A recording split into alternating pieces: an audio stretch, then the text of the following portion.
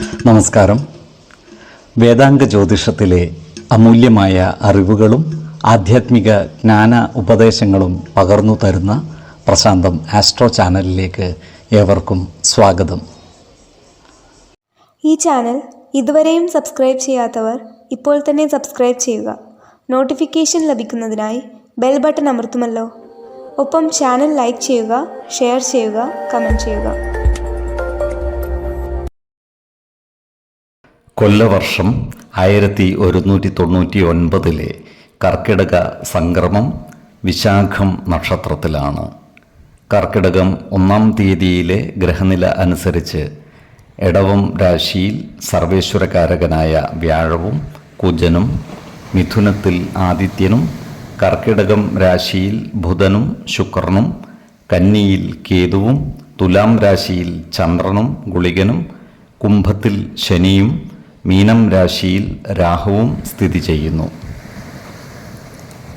മൂലം നക്ഷത്രത്തിൽ ജനിച്ചവർക്ക് കർക്കിടക മാസം പൊതുവെ ഗുണദോഷ സമ്മിശ്രമായിരിക്കും. ഈ നക്ഷത്രക്കാർക്ക് കർമ്മ മേഖലയിൽ കാര്യങ്ങൾ അനുകൂലമായി വരുന്നതാണ്. ബിസിനസ് രംഗത്ത് പ്രവർത്തിക്കുന്നവർക്ക് വരുമാന വർധനവ് ഉണ്ടാകുന്നതാണ്. നൂതന സാങ്കേതിക വിദ്യകൾ ബിസിനസ് രംഗത്ത് ഉപയോഗപ്പെടുത്തുവാൻ ഇവർക്ക് സാധിക്കുന്നതുമാണ്. കാലത്തിനനുസരിച്ച മാറ്റങ്ങൾ ബിസിനസ് മേഖലയിൽ കൊണ്ടുവരുവാൻ ഇവർ പരിശ്രമിക്കുന്നതുമാണ്. ഇത്തരം സംരംഭങ്ങൾക്ക് സഹോദരങ്ങളിൽ നിന്നും മികച്ച പിന്തുണ ലഭിക്കുന്നതുമാണ്. അതുപോലെ നാൽക്കാലികളുമായി ബന്ധപ്പെട്ട കച്ചവടങ്ങൾ ചെയ്യുന്ന ഈ നക്ഷത്രക്കാർക്കും വരുമാന വർധനവ് ഉണ്ടാകുന്നതാണ്. കടബാധ്യതകളും മറ്റും തീർക്കുവാൻ ഇവർക്ക് സാധിക്കുന്നതുമാണ്. ഈ നക്ഷത്രക്കാർക്ക് മാസത്തിൻ്റെ തുടക്കത്തിൽ കുടുംബ സുഖവും ദാമ്പത്യ സുഖവും കൂടിയിരിക്കും. മാസത്തിൻ്റെ 2-ാം പകുതിയിൽ അനാരോഗ്യ പ്രശ്നങ്ങൾ വന്നു ചേരുവാനുള്ള സാധ്യതകൾ കാണുന്നുണ്ട്. പ്രത്യേകിച്ചും ജീവിത ശൈലീ രോഗങ്ങൾക്ക് മരുന്ന് കഴിക്കുന്നവർ കൃത്യമായ ആരോഗ്യ പരിശോധനകൾ നടത്തേണ്ടതും മരുന്നുകൾ മുടങ്ങാതെ കഴിക്കേണ്ടതുമാണ്. അതുപോലെ സാമ്പത്തിക കാര്യങ്ങൾ കൈകാര്യം ചെയ്യുമ്പോൾ ജാഗ്രത പാലിക്കേണ്ടതാണ്.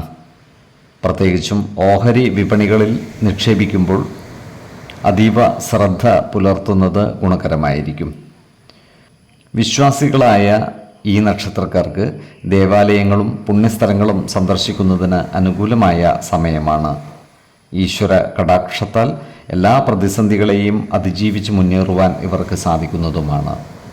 4, 14, 24 തീയതികൾ അനുകൂലമാണ്. ഈ നക്ഷത്രക്കാർ ജനിച്ച സമയത്തെ അടിസ്ഥാനമാക്കിയുള്ള ജാതകത്തിലെ ലഗ്ന രാശിയുടെയും ലഗ്ന അധിപന്റെയും സ്ഥിതിയും ശുഭ പാപ ഭാവങ്ങളുടെ സ്ഥിതിയും ഓരോ രാശിയിലെയും ഗ്രഹങ്ങളുടെ സ്ഥിതിയും അനുസരിച്ച് ഇവരുടെ പൊതുഫലത്തിൽ ഏറ്റക്കുറച്ചിലുകൾ ഉണ്ടാകുവാനിടയുണ്ട്.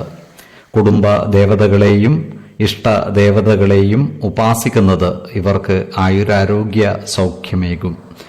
ഇഷ്ടദേവതാ മന്ത്രം 108 തവണ ദിനംതോറും ലിഖിത ജപം ചെയ്തു വരുന്നത് ഇവർക്ക് സർവ ഐശ്വര്യങ്ങളുമേകും. നല്ല വ്യക്തി സാധനകളോടെയും ഉപാസനകളോടെയും മുന്നേറിയാൽ സർവേശ്വരാനുഗ്രഹത്താൽ ഇവരുടെ സർവകാര്യങ്ങളും മംഗളകരമാകും. നന്ദി, നമസ്കാരം. ജ്യോതിഷരത്നം പ്രശാന്ത് കണ്ണോം.